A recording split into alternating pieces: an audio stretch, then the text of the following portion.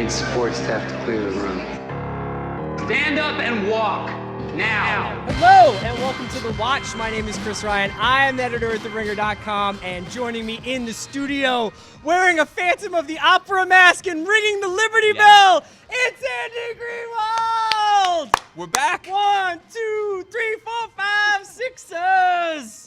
Yes! We're back. Yeah, no shit. You have some of that hometown pride in my you. blood type Yingling. Wow. What's going on? Welcome back. I know you tried to replace me. You always do that with I do. Basically superstar guest host bit. Because who else could possibly come close to That's replacing nice. you? I was hoping you would say something like that. Our friend Jake Johnson, big fan of you. Is he? I mean, when you're not here. Yeah, exactly. He likes you from a distance. Andy, it is Monday. It is The Watch. We are back, and we got to get to the news that everybody's talking about. Yes, sure. As some of you guys may have seen, the USA Network announced some pilots that they are making. That's true. And the one that clearly affects The Watch the most is Treadstone. I agree.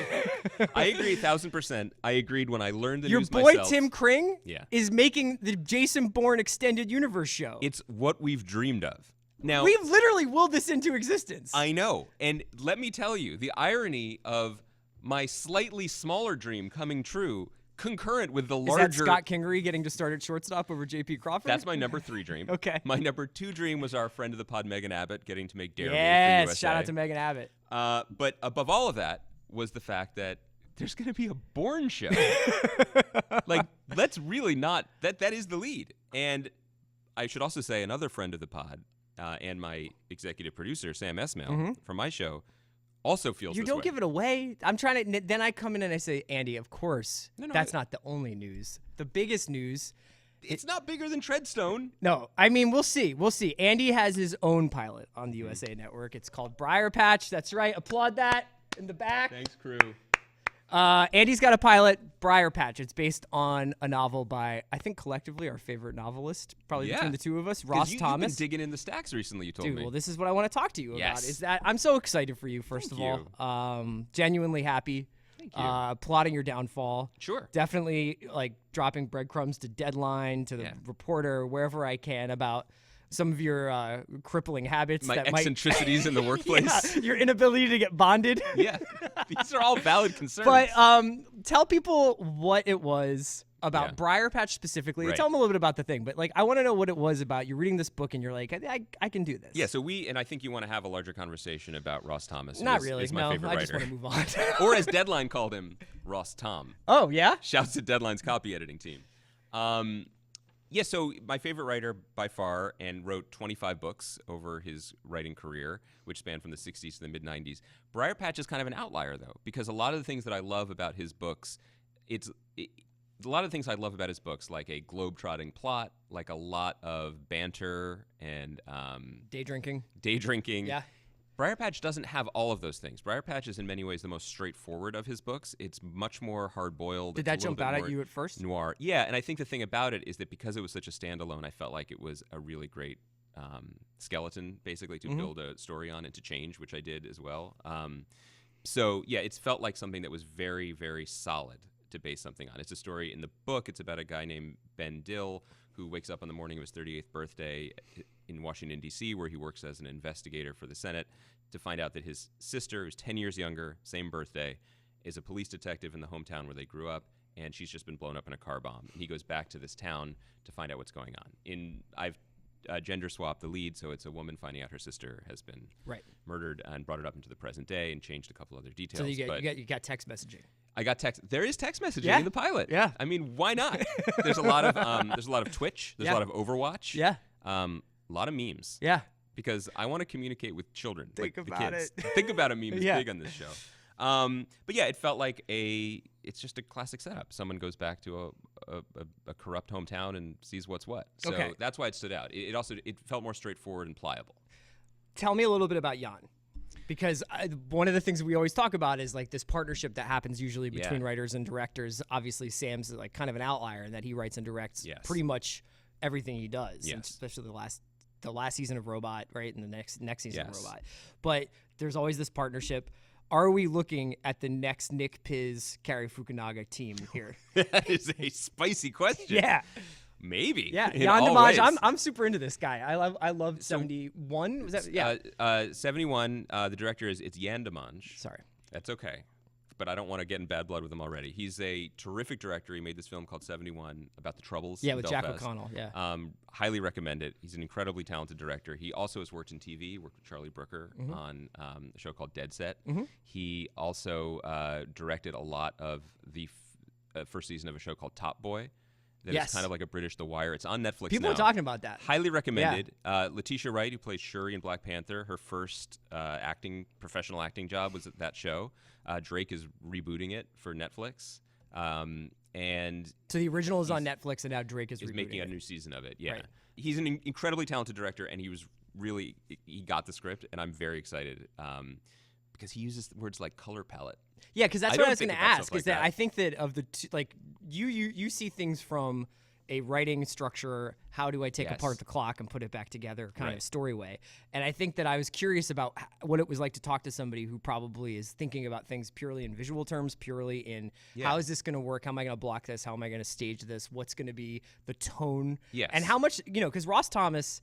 And I want to talk about this more because we're going to talk a little bit about Killing Eve a little later in the podcast, and I've been thinking a lot about this. But Ross Thomas is, for all the different things that you can celebrate about him, the exact tone that he hits, which is somewhere between there are these horrifying things that are sometimes happening in his books, but the characters are all kind of at this slight two martini glaze remove. Yes. That is not unlike Elmore Leonard. I mean, you can see that there is it's a bit you can do within crime fiction to kind of have your characters always be the smartest people in the room, except for when people are doing things to them. And I kind of wondered about how Jan and you were talking about this. Well, that's the key question. That's the key question for the whole project because, and this is, by the way, I'm so happy to be talking about this. This has been brewing for a really long time. This is the first I heard of it. He doesn't really respond to texts. The first thing that happened, I mean, when Sam read the script quite some time ago, when I wrote it, his response was, "This is supposed to be funny, right?" And the answer was, "Sure." No, it is. It is a tightrope tone that exists in the book. And one of the appealing things about the book is that it's fun, even though it can also be sometimes tense or thrilling or even upsetting. But there is a sense of competence in these characters and just core abilities that makes it really, really entertaining to read along with and to be in their world. It's different on film, and the language that you use to describe what you want has to be different. And one of the things that was interesting in the conversations with Jan when we were talking to different directors about who is the right person to do the pilot was the references he made, and I think this is how directors talk, were correct. One of the first things he mentioned in our conversation, we were Skyping with him, and Sam and I were Skyping with him, was Blood Simple by the Coen brothers. And it is way too premature to suggest that anything we make will be in the league of that film, but that is an example of a movie that is noir, that has crime, that has my violence. blog headline is Greenwald claims to dunk all over Blood Simple with unfilmed pilot. Coen brothers who says minor podcaster and reformed television critic. But that's how it's interesting to be around directors and how they speak about things and how they're going to be able to manage that tightrope, And I think that that's the collaboration. That's what's going to be interesting about it. But it does help, of course, to have a director and Sam overseeing the project because he speaks both languages. Let me ask you this. Yeah. You mentioned being a reformed television critic. Yeah. Did the voice ever come up when you're writing? Did the TV did you find it easy to go through and just be like, I'm just going to write this, I'm going to adapt this novel that I love. It's going to be, I think, and it's fair to say that was sort of an exercise for you, right? It was sort of like you were trying out how to do this kind of thing. And I was wondering if at any point in the writing process, did the critic part of your brain ever have any influence over what you were writing or even kind of inhibit you at all? Or did you ever have to kick that guy out of your brain? When I got to page 8 and I wrote a scene where my lead character looked in the mirror and said, "You're not a bad woman." You just did a bad thing. You just did a bad thing. I was like, but I went with it. No, I mean, personally, I can't fucking believe that you just wrote a show about robots. It's weird. Yeah. It's super weird that I did that. No one saw that coming. but I am thrilled to be part of the DC Comics extended universe because it's a passion of mine. Yeah. No, you got it right. This was something that I just did on my own. I wanted to take a shot at this book, and I felt very free because no one was expecting anything. It was not an assignment. All that stuff came later. People were, as far as I know, were not checking for a Briarpatch script, and Sam and the other people involved were not familiar with the book or anything. They just saw the script. So because of that, I was able to get out of my own head and have a great writing experience.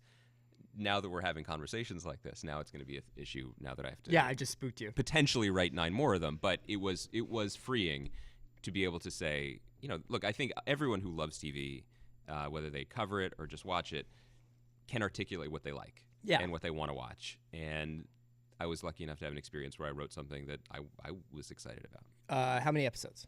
Well, so to recap the bigger picture, we're just making the pilot. So we're just making one. If they like it. So you won't commit to a second season then? I won't commit to a first season. I might be busy. It depends. Jake and I have another podcast we're going to start together. It's like Shark Tank. I think you mentioned it. It's about really sponsoring young creatives in the business community. Okay. So that might take up more of my time than I'm anticipating.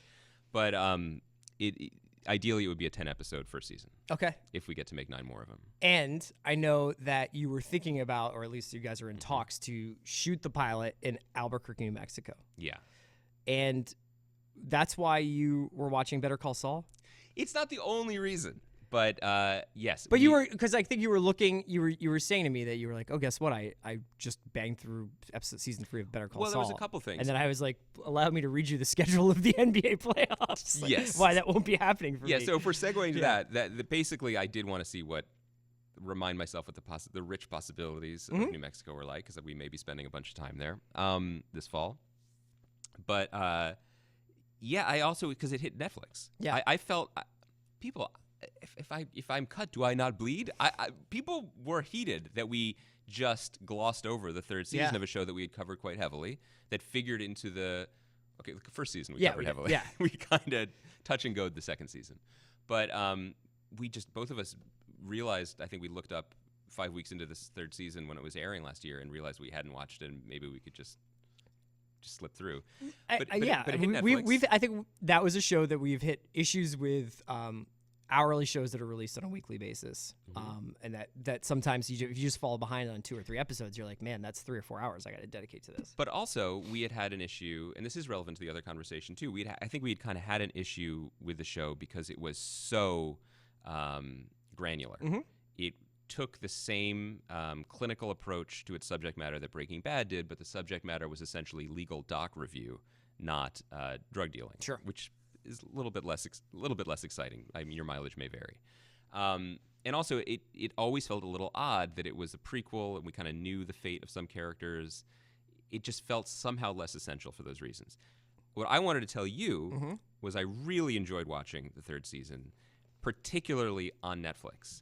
This is a show that I thought did better bingeable on demand. How come? You can see the forest more because God does this show paint the tree in loving detail, but there's you can sort of push forward and get a bigger sense of what they're doing. But also, so here's my take on the show. I really enjoyed the 3rd season.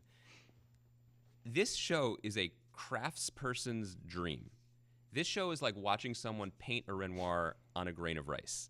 It is a masterpiece in miniature.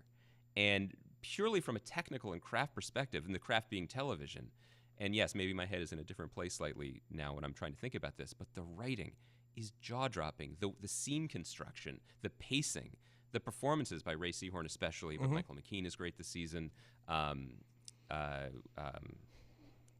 Esposito is back on the show. Spoiler. Well, I think people know. Damn. It's right in the... You go to Netflix. I'm just not going to watch now. You're done? You're looking for any reason to be out on it. I still am of mixed opinion what this means in the scheme of things. It is... someone wrote me the other day that it is the best made show on TV and the least relevant in some ways. Sure. That all is true.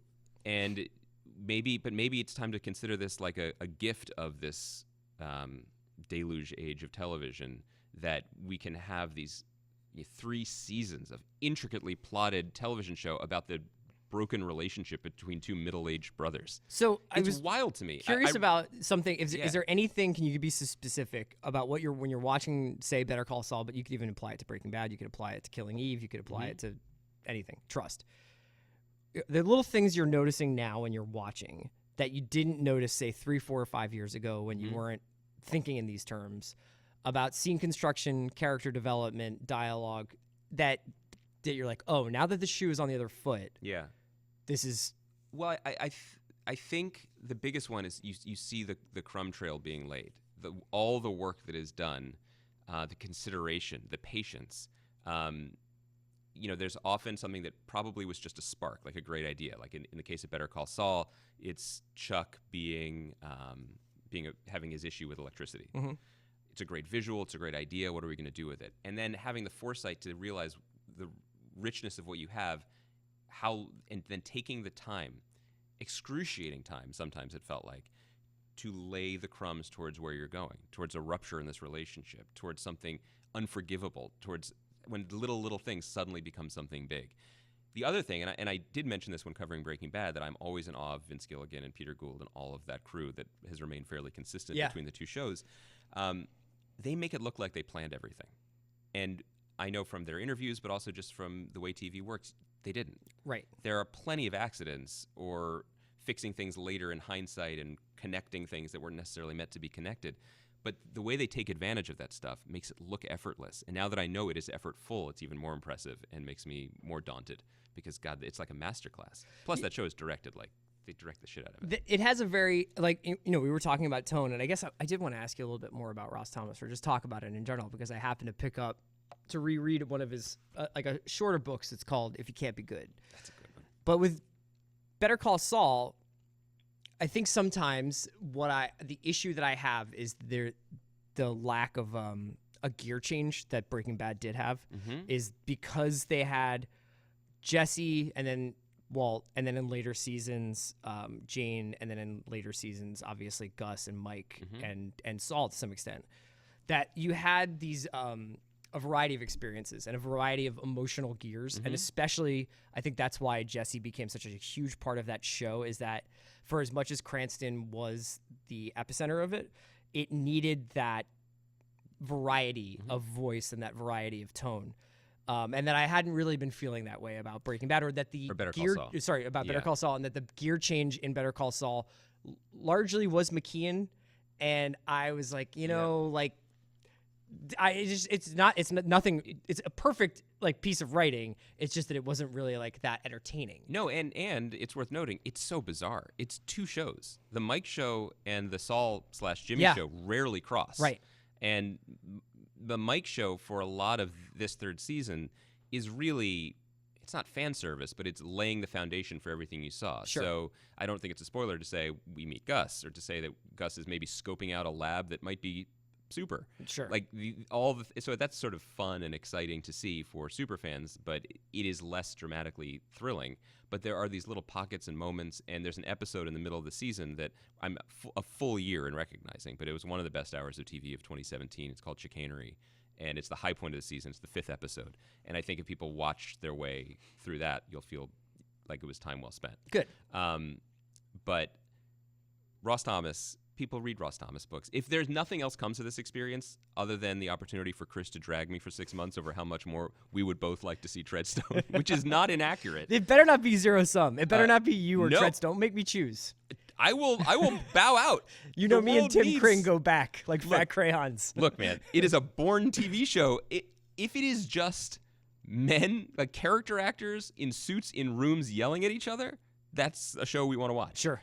If it's just the first 10 minutes of Bourne Legacy when Norton is jogging in the rain and Stacy Keach calls him on his cell phone and then pours him a thick tumbler of whiskey and basically says to clean it up, I love it.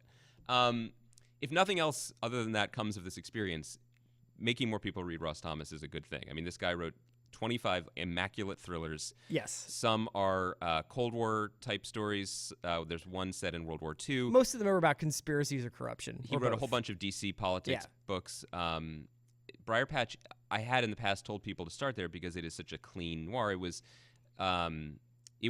one of his books. It's the one that won the Edgar Award for Best Mystery in 1984. My favorite book has a title that did not age well. It's called Chinaman's Chance. It introduces two characters that he wrote 3 books on, Artie Wu and Quincy Durant. It's Malibu. It's 1979. There's folk singers who turn into bomb-throwing radicals. They're dead pelicans on the beach. It is such a fun and entertaining and imaginative read. Side note for people who don't know this, the reason that book is called Chinaman's Chance, which was not a cool name in 1978 either, is that Ross Thomas, who liked to drink his dinner, let's say, was having a late-night boozer with a bunch of people at a conference in the 70s, like a mystery writers conference, and an agent bet him, what are the 2 words that you could not put in a book title and still make them bestsellers? And they all chatted about it, and those words were the aforementioned word Chinaman and dwarf. And the book after Chinaman's Chance was the Eighth Dwarf. I particularly like a lot of his more lean. I mean, I really love The Fools in Town Are on Our Side, which is probably his most historically sprawling and his epic. But I love The Money Harvest. I love If You Can't Be Good. I love Pork Choppers, the Union book. Mordita Man. Yeah, it's just all these that are just really kind of jabs to the chin you can't go wrong with almost any of his books. So I'm sure we'll be talking more about him in the future, and we'll obviously be talking a lot more about Briarpatch, or at least I will with my new co-host Jason Mantzoukas. Yeah, I assume you've been building on the side. Did Katie Nolan say no? It just sounds like she's busy. God, people have lives. You know, stuff happens. She's up for the lead in Treadstone, maybe. Wow. Yeah. In. Okay, we're gonna take a quick break to hear from our sponsors, and we'll come back and talk about Killing Eve. All right, Andy, we are back. In non-Treadstone business. Oh, let's just let people know what's going on in the next couple of shows. Thursday. It's book club. We didn't say. I know. You're going to say? I was just about to say it. I got excited. Thursday, we are doing Last Good Kiss by James Crumley. Yes. And we're going to have a special guest with us. To talk about it. James Crumley. No, unfortunately, he has passed on. Yes. Boy, would he have been a good guest, though. Yeah. Do you want me to say who the guest is? Yeah. Oh, sorry. That's why I threw it to you. I don't know. I just thought you were having a moment, having a senior moment. What do you think? I just saw the veil drop over your eyes. Yeah. Don't worry. I'll tweet through it. I'm good. Our friend Elwood Reed, who is a TV creator, writer, showrunner, worked on The Bridge, worked on The Chi, and a big, big fan of crime fiction and James Crumley. And in fact, I believe met Big Jim in Montana. Is that his nickname? Yeah. Wow. So I think he'll have some stories for us on Thursday while we talk about The Last Good Kiss. Okay, and then next Monday, we will be talking about the first episode of the 2nd season of Westworld, which airs on Sunday night. Get your anti-Andy. I'm gonna be open-minded, man. Sure. Look, if you're starting as low as I am, it can only go up. It could only go up. That's true. We'll also probably be talking about Barry. We might have some special guests joining us. I hope so very much. For Monday about Barry. And yeah, a bunch of other stuff coming up. We should make sure you guys are keeping up with some of the shows that we're watching. So Handmaid's Tale is coming. On the 25th, next week, we will be talking about that. And Infinity War. Obviously, we'll be doing some stuff about that. Also, can't forget about the big homies in Italy on Trust. We are a little behind because you were traveling. Mm-hmm. And my wife was traveling. Yeah. I'm an episode behind. I'm an episode behind. That's why we're not talking about it today. Yeah, but today we are going to talk about Killing Eve. Yeah. Which we previewed a little bit last week. Yeah. I can't remember when things were recorded. So we previewed that a little bit last week, but 2 episodes have aired. The second one last night. And you know what I can't stop thinking about? Tell me. Is this show in relationship to Mindhunter? A lot of people had critiques of Mindhunter because it didn't afford a lot of time to the female perspective when it came to, they were largely victims. There was 2 major women characters in the show. But for the most part, it was a show about murder and the psychology behind killing, told almost entirely from a male perspective. And I don't think I truly appreciated that critique until I saw Killing Eve and watched some of the same themes being discussed by female characters. And I was wondering if you would notice that too. Yeah, I think it's a great observation. And I think that one of the dominant sensations of watching Killing Eve, or in the characters, and actually for me as in the audience watching it, it's like wildly suppressed laughter. It's like you try to hold a joke in and you can't, and it just explodes everywhere around you, whether it's appropriate or not. And I think that is, in many ways, the main thesis of Phoebe Waller Bridges' work. We're not supposed to do this, but I can't help myself. And why am I not supposed Yeah, to do this? the idea of compulsion. But not just compulsion, but what has society said is okay for me to Which care was about, the major to be thing excited about. that was a major idea in Mindhunter is what is deviance and what do we name these things and Yes. what happens after we name them. And that Mindhunter is a period piece, and societally we were not talking about some of these things or not considering them or taking them seriously. And that was a lot of the work that is being done in Mindhunter.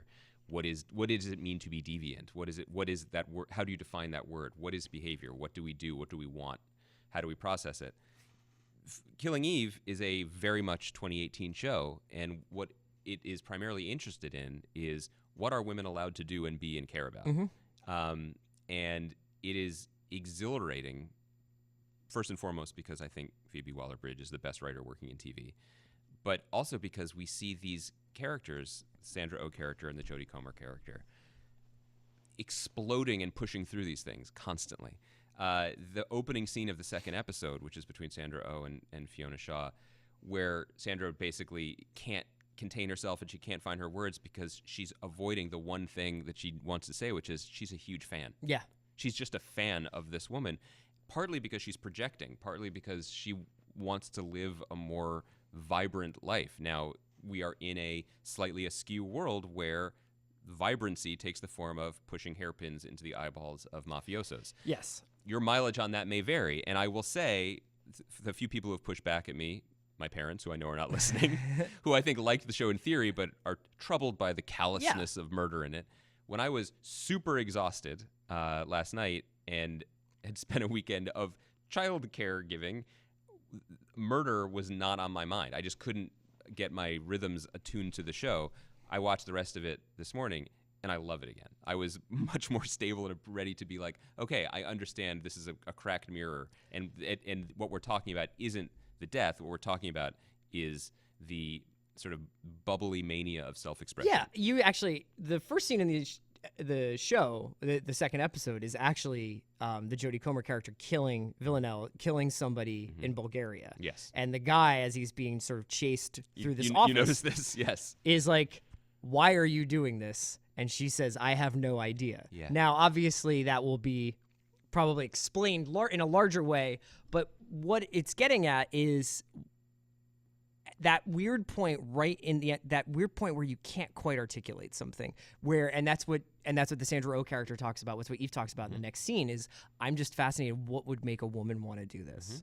And that's it's just a great companion piece. I'm not a companion piece as if it's any like lesser than Mindhunter, but it's an incredible look at a very similar content idea in this from a completely different perspective. I love Mindhunter. It was one of my favorite shows of last year, and I don't want to big up one and potentially make it sound like I'm downgrading the other, but Mindhunter is an exceptional version of a bunch of stories that we have seen slightly before.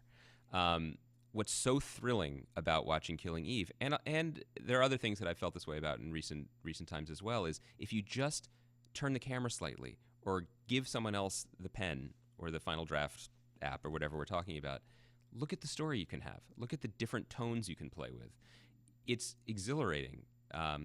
That's the word I keep coming back to. There's a moment in the second episode, definitely not a spoiler moment, but it could be boilerplate, where Fiona Shaw is showing Sandra Oh their new headquarters for her secret division that's investigating this international assassin.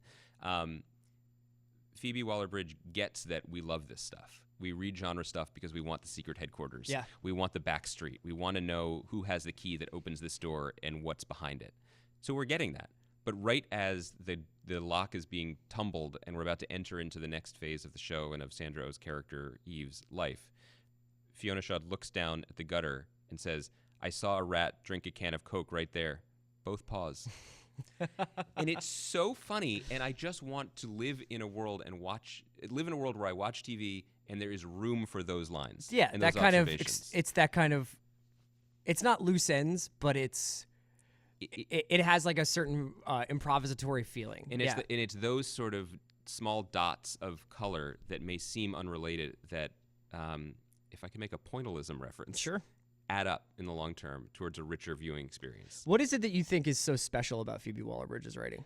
I think it's that. I think that she is excited by taking the wrong road, seeing the fork in the road. One is traditional storytelling, and instead she veers off. She chases the thing, the shiny object or the bird that's flying in the wrong direction in the forest of her brain, and chases after it with a kind of mischievous glee.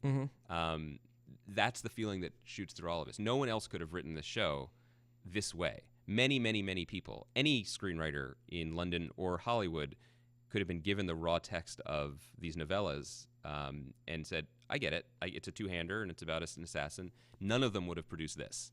And her willingness to chase down these seemingly unrelated strands to make a show that, again, could be bog standard. You know, it could be assassin, cat and mouse game, and bend it to her interests and her passions naturally. To find a show that is about 21st century feminism, but is also about killing people in Bulgaria, it's exciting. So on the in and out scale, we're obviously all in. Way in. This is my favorite show right now. Speaking of another take on material that we love, Ocean's 8 is coming out in just a little bit. They really did this movie, right? Yeah. Wasn't there a part of you that was like, that seems like a good press release? Are they really making it? Yeah, they made it. It's coming out June 8th. Gary Ross directed it, and it stars the big homie Seabiscuit, Sandra Bullock, Rihanna, Anne Hathaway. You say her name. Mindy Kaling. Cate Blanchett. I want to tell you something about Cate Blanchett. Yes. There was a minute there, and I was kind of like looking at my laptop, I'm on the dark web. I'm in my cryptocurrency interface. You're all about that blockchain. And I'm thinking about selling some of my Cate Blanchett stock. Not that she's not a great actress. Wow. But I felt like Cate Blanchett was trying too hard to be fun. Wow. Yeah. Can I just proffer something here? Did you need to sell that stock to cover your grievous losses in the Ron Eldard futures market? Because I never liked Eldard like that. There's lots Oh. of dudes that I did like. There's plenty of people from the cast of Black Hawk Down that I would have invested heavily in, but it wasn't Ron Eldard. oh no, my God! Here I'm messing up. It wasn't Ron Eldard. It was another blandly handsome blonde actor that you went all in on. Boyd Holbrook? No, I'm picking up on the Holbrook vibes. I'm not off on Holbrook. Okay. What's his name? Harvey Dent. Aaron Eckhart? Yeah. My Aaron Eckhart stock is just fine. Thanks very much. That's the one. Aaron Eckhart had a killer year a couple years ago. A couple years ago. No, because he had that Sully. Listen. And then he did the hair loss thing, and he was Miles Teller's boxing You coach. know why everyone knows that was a couple years ago? Because that was the last time you rolled up your Merrill Lynch portfolio. I'm doing a live on air Google of what's up with Aaron Eckhart. 1 second. What's up with Aaron Eckhart? He's in the fucking Romanoffs, man.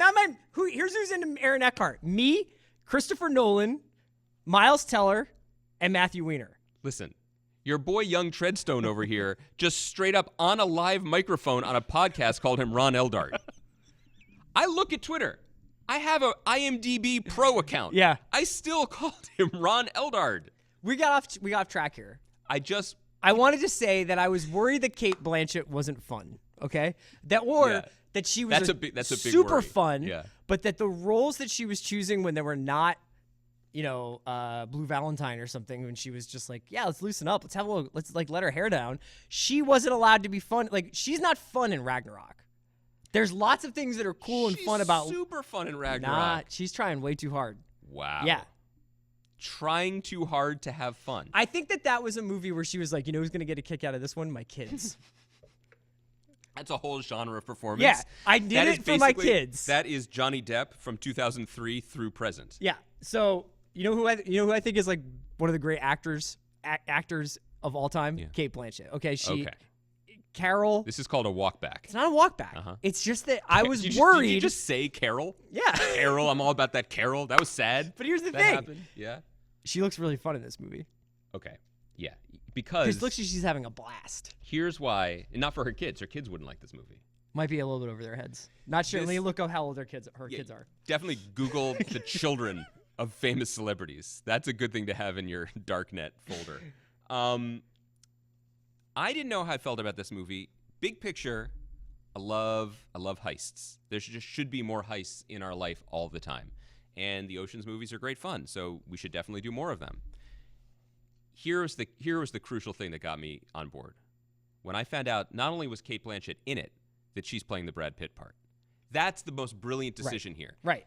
Watching the trailer, there are a lot of I don't knows here, but there are a lot of I do knows. Among them, Anne Hathaway as the villain This is a great call. This is a great call by Team Hathaway to get her back in the game. It's absolutely. It's a really smart play. Supporting cast, obviously exciting. Rihanna's in this movie. Mindy Kaling is in this movie. But the crucial thing for me is Sandra Bullock. Who doesn't love watching Sandy on the screen? It is so fun watching her and Cate Blanchett just hang out and plan stuff and be pals and not have to be a Asgardian hell goddess. Sure. Or, the tough-talking Southern mother of a... From The Blind Side? I'm just saying... Yeah. That's a movie I saw. I'm just saying. You wanted to see it for your kids? I just want to say that, so much of being a A-list or awards circuit actress involves taking parts that are about your relationship to family or in the case of being in a bigger movie, to a thunder god or Iron Man or whatever. They're just women talking, planning a heist, and it's kind of freeing and fun to watch in this trailer. I called that movie Blue Valentine. It was actually Blue Jasmine. Blue Valentine was Michelle Williams. Yeah. So is that your Ron Eldard moment of today? Your senior moment? I wanted to make sure that I feel like I needed to cop to that. I think that long-term fans of the podcast, dating back to the Grantland days, are taking a perverse pride in watching us just lose a couple MPH off our fastballs. It's been I flew back from the East Coast. Oh, this is excuse hour? No, it's not. Okay. It's just saying it's it's a really heady time for me. You had to fly on a plane just by yourself, maybe checking in on some moves, reading some docs on the Kindle. That must have been very trying for you. Let me tell you, I have a lot of sympathy for people who fly long flights alone. We're going to wrap it up there. We'll be back on Thursday for book club. We'll do a little bit of news at the top of the pod. Until then, Greenwald. Great job, Bransky's. Great job, Treadstone.